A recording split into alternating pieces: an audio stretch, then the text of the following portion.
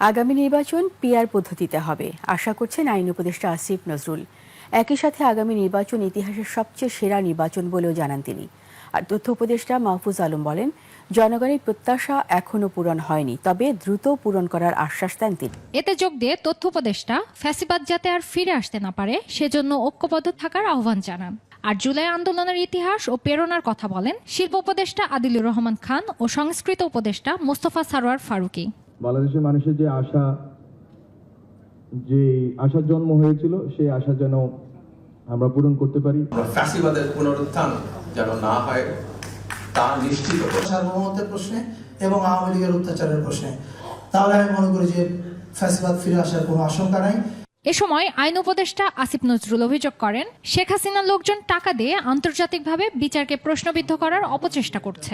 নির্বাচন হবে, সরকারের যে প্রধান থাকবেন তার মেয়াদ হবে 10 বছরের। তারপরে আমরা উচ্চ কক্ষ নিয়ে আলোচনা করছি, পিআর হয়ে যাবেন দৃঢ়ভাবে বিশ্বাস করি। জুলাই যাতে বেহাত না হয় সেজন্য সবাইকে ঐক্যবদ্ধ হয়ে ফ্যাসিবাদ দমনের আহ্বানও জানান তারা। নির্বাচনের আগে অবশ্যই বিচার হবে।